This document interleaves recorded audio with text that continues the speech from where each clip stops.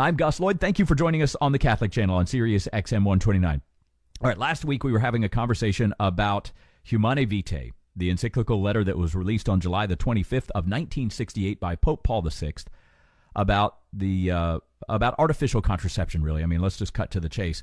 And I read many excerpts from the document. It is such a prophetic and fascinating document. In fact, I said it last week. I'll say it again today. If you've never read, because I know that, like I was talking about just a few moments ago, about how so many people have these misconceptions about what the church really teaches and what she really says.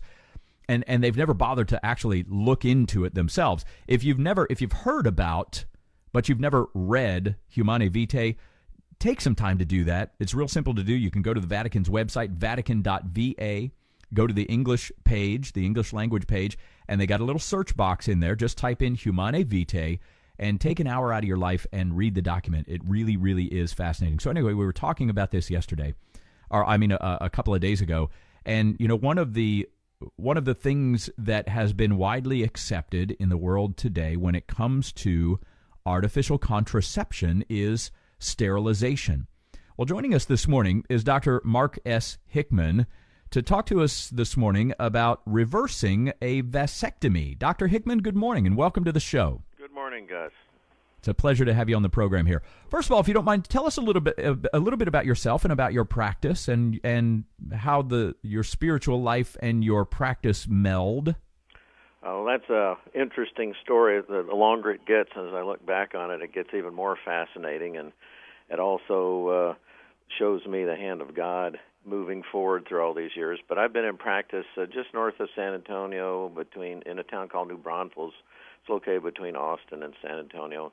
And I've been in practice for 25 years. I actually practiced general surgery and non-cardiac chest surgery. And along the way, while I was born Catholic, I'm just kind of going through the steps, I think, for a number of years. And then probably about 15 years ago, in our local area, we have something called the Acts Retreat movement. And is a wonderful movement that rekindles people's faith and their involvement in the church. So that's probably one of the first steps in getting me prepared for this ministry. And as I progressed along in my practice about 5 years ago, the founder of the Ministry of Reversing the Vasectomies, a doctor by the name of Kerry Leverett, approached me. He was in his 70s, and he was looking towards getting retired. And so he wanted to start finding people to help take over the ministry. And the purpose of the ministry is vasectomy reversals are very expensive, and they can range anywhere from $8,000 to $9,000 to well over $22,000 or $3,000, depending where you go. And he made it very, very affordable for patients to come to him. So over the course of his practice of doing reversals over 25 years, he amassed a caseload of somewhere between 5,000 and 6,000. So I thought he was a pretty good fellow to learn from.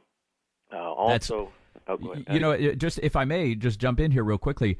That sounds like an awfully large number, because as I listen to the topic and what we're talking about today, my immediate sense is, well, this is obviously something that, is just a tiny, tiny sliver of the populace that would even be interested in something like this. Well, that really fascinates me that there is such a, quote, market for it out there, right? Well, and I wouldn't necessarily use market, but perhaps even dilemma, because there's about 700,000 vasectomies performed in the United States every year.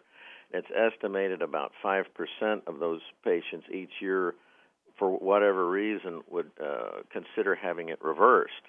And then I saw some other interesting statistics, but of American Catholic men, about 8.7% have undergone vasectomies. And as you've talked about earlier, that vasectomies are considered as a form of permanent sterilization. It's a sin according to Catholic teaching. And so that's quite a few men there. And then we don't just limit our practice to Catholics. It's open to everybody, and we've treated patients of all faiths, and some faiths I'm not even aware where they stand. So, but in any event, about 5 or 6 years ago, I got involved with the Missionaries of the Holy Family, whose charism is building the family, and I sit on their provincial board for the North American province. And that's part of the reason why I was able to hook up with you, because their advancement director, Mr. Prater, is well connected with a lot of folks in the media. And so it's been quite a journey coming along. Another thing I thought was very interesting, God's given me a lot of great talents as a surgeon, and I give him all the glory for that. But interestingly, I never performed vasectomies in my practice, even when I wasn't that close in the faith and involved in the faith. So I look back at all these little milestones, and I see God's hand in it. I think his plan is slowly evolving, and I'm pleased to watch it unfold. Well, I tell you, it is a fascinating story. Dr. Mark Hickman, by the way, is with us this morning here on Seize the Day on the Catholic Channel on SiriusXM 129, and I'm Gus Lloyd. First of all, maybe you could talk a little bit about the church teaching on this kind of thing. We talked a little bit about this idea of permanent sterilization being equated with artificial contraception. What does the church say about that, Doctor? Well, as we'd mentioned, permanent sterilization is considered a grave sin. And church teaching is if the vasectomy, in this case, can be reversed without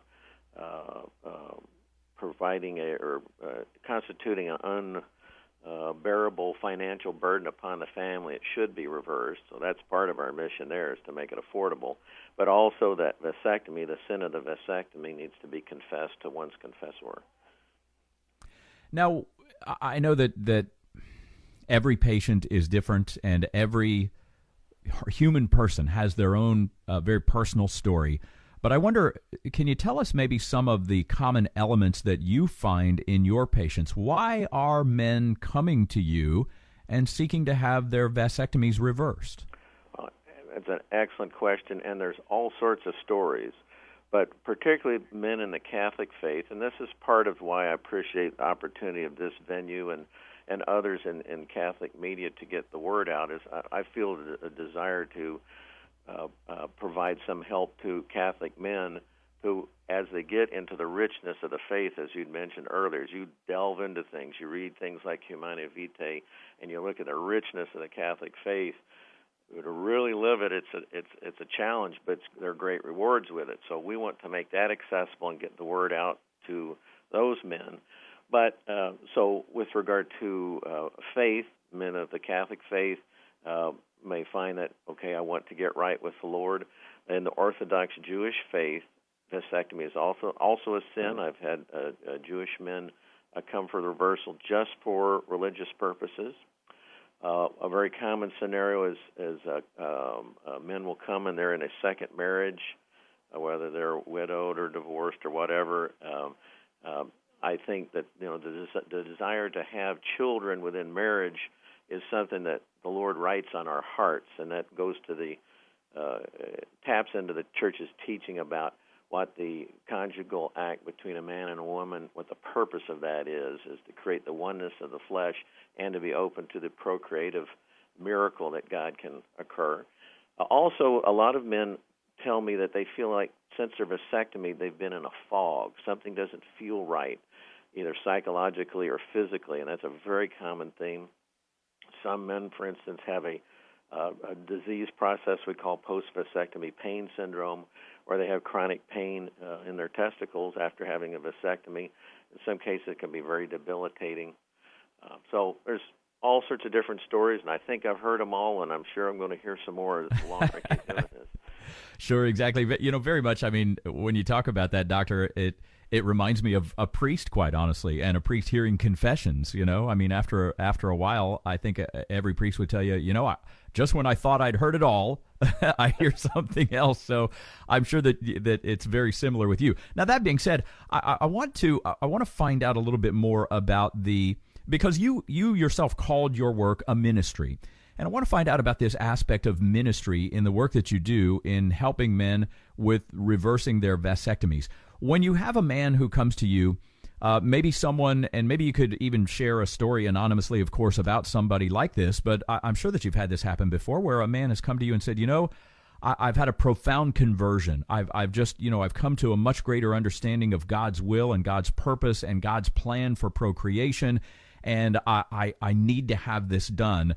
When you have men who come to you with that kind of story, tell me a little bit about that and about your opportunity to help enlighten them and minister to them, Doctor. Well, a matter of fact, I've had a couple that came to me recently, and since I have a captive audience when we're operating on them for about 90 minutes or so, we just talk about different things. And so we visit with the couple ahead of time. And our patients come from all over the United States. I did 2 cases yesterday. One man came from Hawaii. His wife wasn't able to come with him. Another from Louisiana. And we've had patients from all 50 United States, Canada, Mexico. We've had a couple from Africa, a couple from Europe. So it's the power of the internet and the media, such as satellite radio, is a very powerful tool. But a couple I had recently, we just started talking, and they look at my website and they know that I'm Catholic, and they said they were Catholic. We just started talking about things, and we had a nice conversation during the surgery. Well, I'll see the couples the next day after surgery, and just in that post-operative visit, we really delved into more about the church's teaching. The Spirit just seemed to move me, and I thought maybe I'm talking too much here, but they left and journeyed home, and they sent me an email and said, we really didn't know that this was going to be such a pilgrimage for us in our faith. Nice. And I was Wow. very, very touched by that. So it's neat. And I get so much from the patients and all these different stories and from all walks of life. I've had physicians and laborers and people from the Army and all these stories. Like, we have several men in the military that are coming here on leave from Afghanistan or someplace overseas, and we work with them to get things done while they're here on leave or they're coming home from deployment. So there's all sorts of stories, and they're very touching. And I think it's you mentioned that the similarities to priests. We do hear these stories, and I feel very honored to have a role in that. And I just always pray the Holy Spirit puts the right words in my mouth to help share His love to all these patients. Well, I tell you, it is a fascinating story. Dr. Mark Hickman, by the way, is with us this morning. We're talking about his ministry in doing vasectomy reversals. I'm Gus Lloyd, and you're listening to Seize the Day on the Catholic Channel on SiriusXM 129. Doctor, I'm sure that you probably have a lot of guys and couples, I'm sure, married men and women who come to you, and I'm sure that there are probably a number of guys who are fearful, very trepidatious about the procedure, not necessarily from a spiritual perspective, but from a physical perspective. So, without being overly graphic or anything like that, maybe you talked about how it takes about 90 minutes. Maybe you could kind of take us through that and allay any fears that some men who may be considering this might have. Well, Gus, matter of fact, I was seeing a patient right before we got on the radio that I did yesterday, and a lot of times these men are showing up and they look like they've lost their best friend as we're interviewing them before the surgery.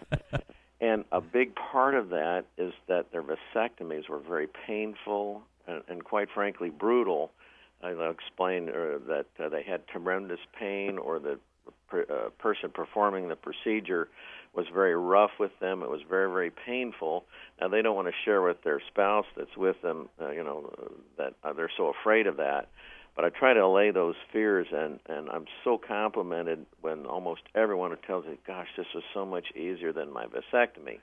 And what I like to tell them is I take that as a compliment, but also as an indictment of my philosophy as a surgeon, in that since we're on a mission of construction, making the very delicate hookup between to get the pieces of the vas deferens back together with microsurgery, I can't be like a bull in a china shop, and I have to treat these tissues with great gentleness. And so that translates into a much better experience for the patients. But going into it very, very fearful, I see that quite a bit. So that testimony is really coming out of my patients, and I want to get that word out so men won't be so afraid to even consider this possibility. Yeah, Dr. Mark Hickman is with us this morning. Doctor, I wonder if you might be so kind, too, as to maybe share a story, a testimony or two from people, men who have had their vasectomies reversed, and then, obviously they're doing this for the purpose that they want to be open to God's will in their lives about having children. Have you had many, many men who have had children post-reversal? And the other side of that coin, too, I suppose, that I hope you'll be able to share maybe, have you had men who've had their vasectomies reversed and then still not been able to have children? And, what has been what has been their kind of mindset and their experience? So first things first, maybe you could share with us a story about someone who has had a vasectomy reversal and was able to be blessed with other children. Absolutely. Well, first of all, we got to tip our hat to Dr. Leverett, because in his ministry, he did not hold the surgery back from a man, even if his vasectomy was very old, because in our scientific literature, which is pretty poor in this area, it's really only been studied up to about 10 years after vasectomy, the success rates and the like of vasectomy reversal. Well, Dr. Leverett, since he trusted God, said this is God's practice, he threw away the book, if you will, and so pretty much he would offer reversal to any man despite the age of the vasectomy. Now, the oldest vasectomy he reversed that resulted in pregnancy was 39 years old. And currently, my oldest vasectomy that was been reversed that's resulted in a live birth was 33 years old. This man just had his son the day after Easter this past spring. So that's exciting, and they send baby pictures and stuff, and it's a really beautiful thing just to think you had a little part into that miracle, and that we were the instruments of the Lord's plan. But your point's well taken. Not all these procedures are successful. Generally speaking, the longer it is from the time of the vasectomy until it's reversed, there's a slow decrease in the chance that it can be successful. Other factors are general health factors, diabetes, smoking status, or abuse of tobacco, and quite frankly, the patients have to comply with taking it easy after surgery for 4 weeks or so things can heal. And we've had some men be very stubborn and go back to doing strenuous work, and they've pulled our work apart, and sometimes we've reoperated on those patients to fix that damage. But quite a few men, it might not ever work, and quite frankly, some men are just doing it so they know, look, I've given it my best shot to get right with the Lord, and if it's God's will, we become pregnant, great. If it's not, it won't. Some of those folks are just purely in that leaving it to the Lord in faith, and that's fantastic. I had one couple that came recently that were referred by another couple, and his vasectomy is pretty old, and it looks like it's not going to work, but they just said that the experience that they had here was one that they led to recommend that they come to us, so I found that very flattering. Well, also, one of the little crosses that we bear is sometimes we don't even hear about our successes. I did a couple from Puerto Rico, and I asked how they heard about us. I said, well, you did my sister's husband reversal, and they've already had a baby. And I said, well, what's their name? And we hadn't even heard from them and even known that they had a successful reversal and pregnancy and live birth. So I guess that's one of the little crosses that we bear on this end of the equation. Well, and I have to tell you, Dr. Mark Hickman, by the way, is with us this morning. I want to go to the phones here real quickly because I believe we have a patient of yours on the line with us right now, Mike in Rochester. Mike, good morning. Good morning, Gus. Good morning, Dr. Hickman. Hi, Mike. Good to talk to you again. I was down there in February and flew in from New York. And my new wife, June 7th, is going to be a doctor, if you recall that. Oh, great. That's right. That's right. Have you been getting along? Everything's been going great. Everything went great after the surgery. I mean, it is surgery, so there is going to be some pain and some discomfort. So there is going to be some of that anyways, but everything just went fine, and it opens up a spiritual healing in my life personally, but certainly it opens up my relationship and our relationship with my wife and I with God just that much more. And so there's just so much joy that your ministry has provided, certainly to us, and I'm sure thousands or hundreds of other people that you've been able to touch. Oh, Mike. Well, Mike, let me thank you, Mike. This is Gus, and let me thank you very much for listening and for calling in to share something very, very personal in your life, because I think something that you said really bears repeating and discussion, in that you being open to God's will in your reproductive life by